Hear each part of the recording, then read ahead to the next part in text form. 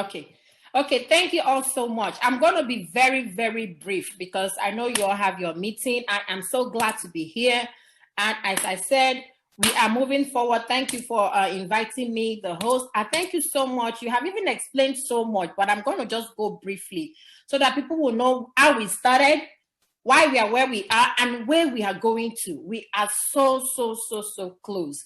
First of all, NINAS is the Nigerian Indigenous Nationality Alliance for Self-Determination. That is what we're doing basically.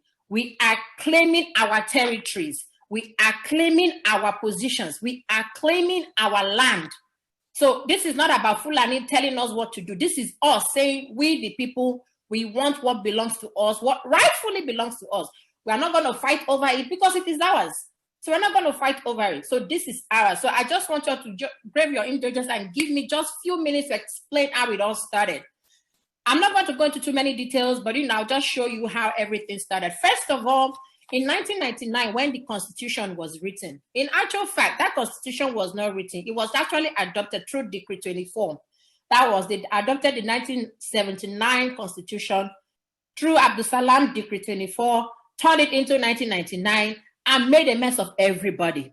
That 1999 Constitution is the problem, is the cause of what we are, where we are right now. And that is why NINAS decided that the first thing that we have to do before we think of anything else is to pull down that Constitution. So we said, you see, this 1999 Constitution must come down for us to go forward. And why do we want to do that? Because in this Constitution, there are 68 exclusive lists. All these 68 exclusive lists makes it impossible for a Yoruba man to generate the money that comes in Yoruba land to be used for Yoruba people. They made it so difficult. The Igbo man, the money that is generated in his own land to be used by his own people and for his own people. So this 68 exclusive list, if you go through it, you would say, God forbid, how did we even allow this to happen for so long? Guess what? The Port Authority in Lagos generate billions of dollars. They generate a lot of money. But guess what? Lagos State alone does not get back that money because this Constitution allows about 70% of what Lagos State makes to go to Kano State that generates 0%. Do you understand what I'm saying? So this Constitution is the Constitution that made them to make our students would have 200 and something for JAM, and they will not qualify to get into institutions of higher learning, but their own kids with 50% can come in and study medicine. This Constitution made it so. This Constitution made it so that you cannot generate electricity in our land. If you go to Nigeria now, everybody has this small generator. I better pass my neighbor. That is what they are using. And here in America, we have like 24 hours. All you need to do is to pay your bills. Is that not it? That Constitution made it so. So if you go and open the Constitution, you see all these 68 exclusive items on the list. And that is why we say we are no longer doing. You have to pull it down for anything positive to happen. Then, even before we went there, the Nigerians, the contraption, I call it contraption because that is what it is. I call it a contraption because the Fulanese, they have already moved on with their Sharia. You understand? They did this in sometime in 2000. They moved on with their Sharia and decided that we here, we can decide to do whatever we want, but it has to come through their own power. So they have moved on with these 12 states that you see right now. Before, the Middle Belt used to be part of the North. But the Middle Belt found out that we cannot continue in this manner. That is why they pulled out from the North. So these 12 states has already agreed to move on with their Sharia states. And that is why when they say we are succeeding, we want them to know that we are not succeeding. No. We are actually asking for what belongs to us. Our own self-determination, that is what we are seeking. And let me also make us to realize that these three bottom, like we have the Middle Belt here, we have the Yoruba Nation here, we have the Lower Niger here. When I call Lower Niger, it means the Southeast and the South, and some part of the Middle Belt. So all of us, we have created an alliance. We have created a stronghold against the Fulani Caliphate. So we are already together. We are doing this together. That is why it's easy. Had it been the Middle Belt wanted to go on their own, these people on this side will crush them. We the Biafrans, we tried to go on our own one time. You see what happened in 67. We were crushed. I didn't think the Yorubas wanted to go on their own, they would be crushed. So that is why we decided to create an alliance first before we decide to go. So that has happened. Then in 2007, the template that the NINAS is using is this UNDRIP, United Nations Declaration of the Rights of the Indigenous Peoples. Because people are asking the question, hey, how do you think this thing would work? How do you think this thing would work? Fulani will not agree. They were just making so much noise. And we're telling them that there is a template. There is a template, and you won't believe it. One of the people that helped to see this template go through was Professor Wole Soyinka. It was one of those that allowed this template to go through in 2007. He helped us to get this thing to go through. The first guy that tried it during Second World War, they killed him because they said, if Africans understand that they can have self-determination, how do we go and steal from them? So it was the help of Wole Soyinka and some other chaps that made this possible in 2007. I think the secretary there was Kofi Annan. So because it was a friend to Soyinka and so on and so forth, they met together and said, hey, man, you got to help us. You got to help us. So in 2007, this thing came out, and it has about 46 articles. It's from these 46 articles that NINAS is working from. So if anybody tells, Fulani no go agree, Fulani, no. Fulani go agree because we and Fulanis, we are not the same. We are not the same. So if you go through all these 46 articles, it's talking about the indigenous peoples in their indigenous spaces. Like the Ijaw man would be in his Ijaw territory, the Igbo man would be in his Igbo territory, the Yoruba man would be in his Yoruba territory. So nobody would encroach on your territory unless you decide to agree. So with that being said, now let me give you let me give you the trend, the real template that was mapped out. These are the 16 steps that have been mapped out since 1999 when this project started. It started in 1999. And so far, we are at the 50. This is where we are right now. From here to this is where we are. And this is the last phase.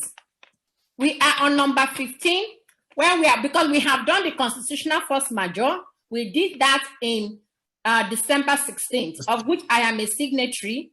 So we have done that.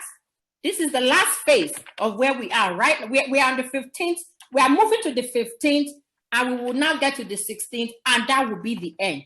And when my brother was saying, we are so close, that's the truth. We are really, really close.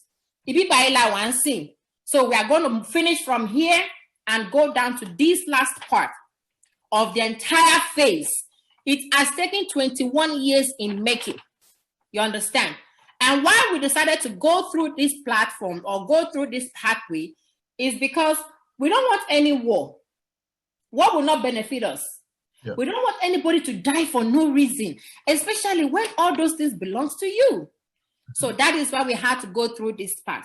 And we are hoping that by the time we finish, we would end up like this. Imagine federations. The Yorubas will go as their Oduduwa nation or Yoruba nation. We at the lower Niger, we would go as our own nation. We can decide to even split further if we so wish. The middle belters will go. These ones, they've already gone because they came up with Sharia and they have already gone. And that is why you should not be afraid that, Fulani will kill you. No! Guess what? We have done the constitutional force majeure that makes it impossible for the Fulani to continue to kill you unless you want to die. There's no point. And now, on the 16th of December 2020, this is the constitutional force majeure that we did. We did this constitutional force majeure expressing our grievances to the nation. We're like, you know what? We can no longer do this. We can no longer be a part of this. We are no longer interested in becoming one. You have to answer the 5 demands. And these 5 demands were presented to the government. They gave the presidency 90 days to come around the 5 demands of the constitutional force majeure. The 90 days have come and gone. They also gave, from then, I think a March of 2021, 17th, another 30 days to the governors and the senators, hey, go and be part of the transitioning movement. Some of them are still drawing back. They're like, would this work? Would this not work? They are still, Baba, go slow. They don't want to move fast. And we're like, okay, don't worry. You just have to do what we need to be done.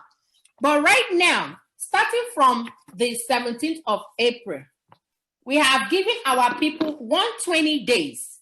120 days is the power people. That's what it's called. Is the activation of the power people or power to the people. It has been activated already. And what do we need to do in that 120 days? As my brother rightly said, there have been campaigns on a weekly basis. There was an Ibadan campaign. There was an Oshobo campaign. Was it today or yesterday? Yeah. It was today, Abi. No, today. It was yesterday, sorry. There was a Oshobo campaign yesterday. And the campaigns would have to continue. And so the reason why we are doing these campaigns and, the army or whatever, police, they are not attacking is because of the force majeure. They can no longer attack. Because we've now said that we are disputing that constitution. The constitution no longer holds us binding. And that is why we want to create that awareness. Everywhere you go, you talk to your people, educate them, let them know why they shouldn't even fight in the streets.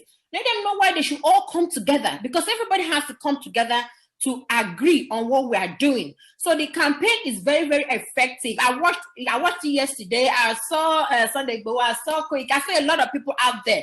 I saw it. They came out, and it has to be continuous until the end of that 120 days.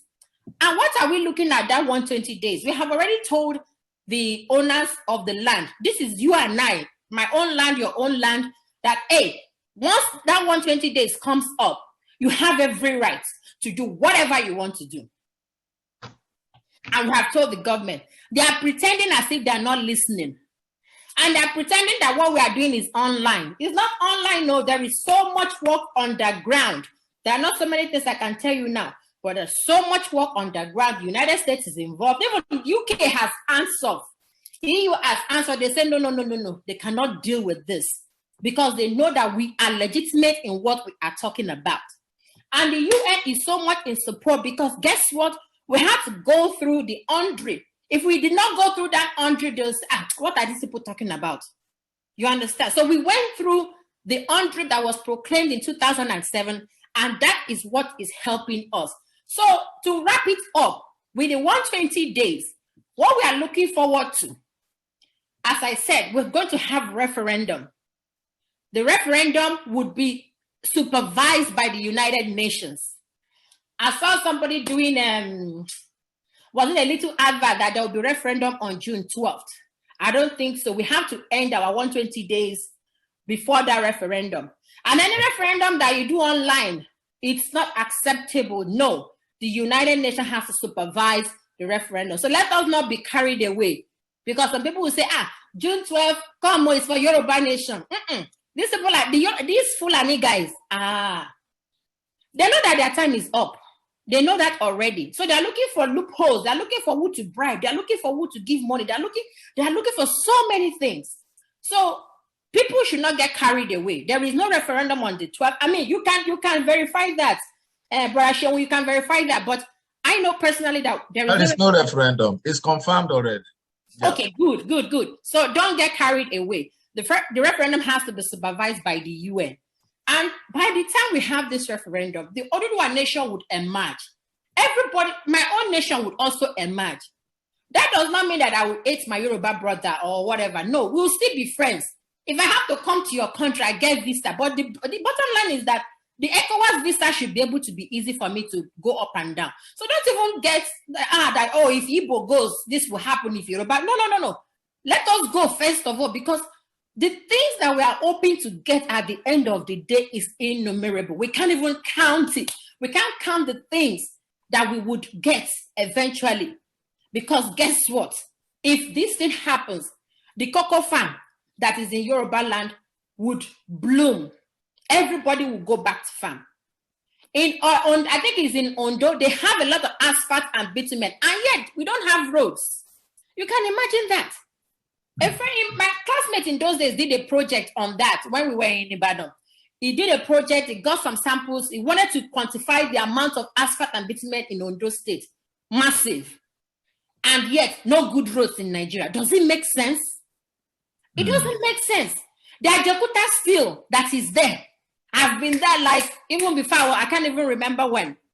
It's not generating anything. Do you know what we can make with the steel? Do you know that we can even use steel for so many things, from cars to airplanes to so many things that we can do with that? In my own area where we have coal in Enugu State, do you know what coal would generate for my people? At least constant electricity. It will generate that for my people. So let us not be, carried away that, if Yoruba goes, what will happen? No. Let us go first of all. What will happen will happen. We'll still be friends. And we'll be able to manage our resources by ourselves. Neighbor, friend, and us. We will be able to manage our resources for ourselves, for our children, even for our unborn generation. And guess what? By the time things get settled, a lot of us would leave United States of America and go back home. Thank you so much. So thank you so much for giving me this time. If you have any questions, let me know. Thank you so much. I know there's no better way to collaborate. And when you invite doctor, and doctor, there are doctors, emeritus, there are emeritus doctors.